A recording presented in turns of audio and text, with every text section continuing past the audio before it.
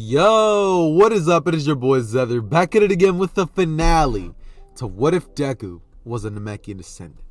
Now, this is not exactly going to be like my normal video. This is actually going to be a little bit of a farewell video to the series. Now, I didn't want to simply leave all the people who did actually want to see this series end, or to see this series go through for the remainder of what it had left. But sadly, guys, that's simply just not going to be happening. I mean, if you really look at it, the views on this video were just complete butt cheeks. And honestly, I mean, a lot of people, and actually a lot of you didn't even end up enjoying the video. A lot of you guys actually thought that, it was kind of unwatchable, I guess you could say. As, I guess I could understand why some of you guys may not have, exactly been too thrilled on the Namekian Deku. I honestly thought that this concept was actually going to go by pretty well, and I honestly had a lot of fun making it. But I'm not exactly going to just be pumping out content that you guys don't want. So for this particular, video, instead of giving you guys your, traditional what if, I'm essentially going to be telling you guys how this series was going to be going and how it was going to end.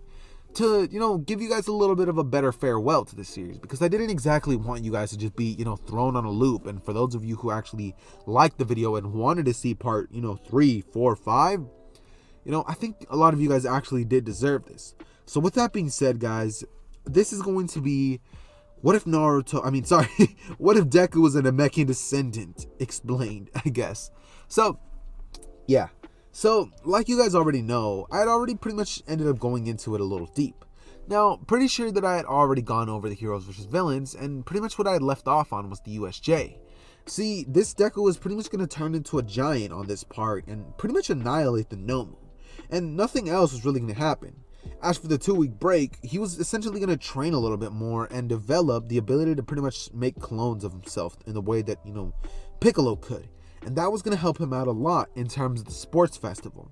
So, with that being said, sports festival race was going to be a pretty much stomp since Naruto. I just recorded one of those. That's why I'm, stumbling all around. As Deku was pretty much just going to fly and blitz the race.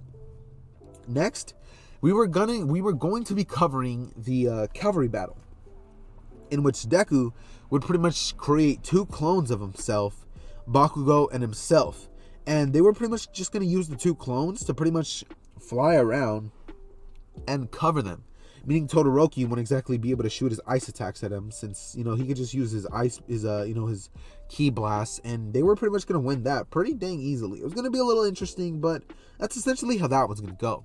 In terms of the battles and, all that stuff, it was going to be a wipeout for Shinso. Deku versus Todoroki was going to be a little fun, considering that Deku was actually going to hold back because Todoroki was going to be talking his stuff. And he was just trying to show to Todoroki that he could stop him with even 1%, as Todoroki would pretty much have a reality checked. And in terms of the Stain arc, Deku actually wasn't going to be going with him, and it was going to be Bakugo. And Bakugo wasn't actually going to be able to know about Ida, since they're not exactly the greatest friends. Ida was actually going to be dying in this version. And then we were pretty much going to be covering, Deku going to internship with Mount Lady, seeing that she actually has the ability to gigantify herself. Deku was actually going to be trying to pretty much, learn as much as he can from her. Seeing what ways he can improve himself on his abilities to pretty much turn himself into a giant Namekian. And, or he was also even going to be going with Kamui Woods, seeing that he has that pretty dope ability, and he actually ended up getting a, pretty dope request. I wasn't sure what I was going to be doing in terms of that path, but that's essentially the 2 options I had for him. Now, when they returned to school, the race was going to be kind of boring. The finals was going to be, pretty easy for, Deku, since, he can stomp All Might at this point. And the forest training was actually going to be a lot of fun. I was going to have a couple of funny scenes happening there where, the script was pretty much done, and it was going to be pretty hilarious when we got to that part with, some cool Bakugo and Deku moments. And from there, we were pretty much going to have Deku pretty much save Bakugo before he can even get taken. Meaning that All For One was not exactly going to get the chance to fight against All Might. Meaning that we still have a healthy All Might on our hands. Or as healthy as you could possibly be with half of your respiratory system destroyed. And then Provisional License, but that nobody cares about. Then we were going to pretty much be doing, the rest of the stuff. Like the meeting of Mirio and all of them. And The overhaul arc, that was actually going to go by a lot easier than you guys would imagine. In this version, Deku was actually going to be going with Mirio, as well as Bakugo, and when they found Eri, they would actually proceed to stomp Chisaki right there. Since I don't see this version of Deku, as much as he's not as heroic as the one that we have in canon, the one thing that he does have, however, is the fact that he does not stand for having other people, be treated like that. So that was how that was going to go, and the Chisaki stuff was going to be taken care of pretty dang easily. In terms of the UA School Festival, that was actually going to be pretty dope and pretty much go to canon essentially, with some really cool and funny moments thrown in there. And then we were going to be going into the manga territory, which is essentially the joint training arc, which, was kind of just going to be one-sided with, a little bit of, dope moments, considering that this time Bakugo is the one who's going to be developing Black Whip and all the rest of the quirks. So it's going to be a lot of fun seeing Deku kind of train up with Bakugo and teach him how to use Black Whip, because Deku would have actually been using his arms in a way that Black Whip could also be used. So Deku was going to be training him for that. And then the, League of Villains, the My Villain Academia, was pretty much going to go the same as it would, except two of the members would actually be missing from that equation. So that means that the rest of the guys would actually have to be stronger. So this would actually result in a lot stronger, villains. And when we covered when we ended up having to cover the, the little war arc, this was pretty much going to result in Deku creating a bunch of clones of himself and mollywopping a lot of the Nomus, using special beam cannons all over the place. And in terms of Shigaraki, he was actually going to obliterate from the face of the earth using a giant mouth blast after Bakugo would actually get killed. Because in this version, Bakugo actually went to fight, Shigaraki.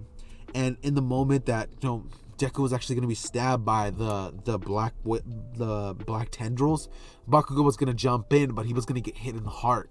And before he died, the last few seconds, he was actually going to be giving One For All to Deku, resulting in a Deku who pretty much doesn't have One For All active, but he would then, lose himself to the rage and shoot a mouth beam at Shigaraki, obliterating him from the face of the earth, as Shigaraki would be down for the count.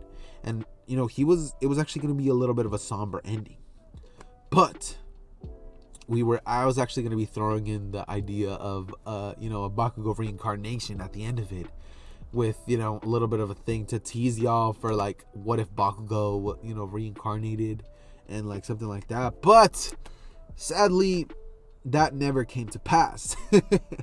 And yeah, I hope you guys that, really wanted to know, like, and really wanted this series to truly have a dope thing going on in this channel, had at least a little bit of a decent farewell. Since, I didn't want to be a D-head and pretty much just leave you guys with a cliffhanger and never end up giving you guys anything. I was gonna be deleting the series from my channel, but I guess I might as well not. Also, one more thing, Deku Had the Steps of Life is going to be coming up tomorrow, I believe, so y'all be hyped for that. And with that being said, guys, it has been your boy Zether, and I am out. Peace.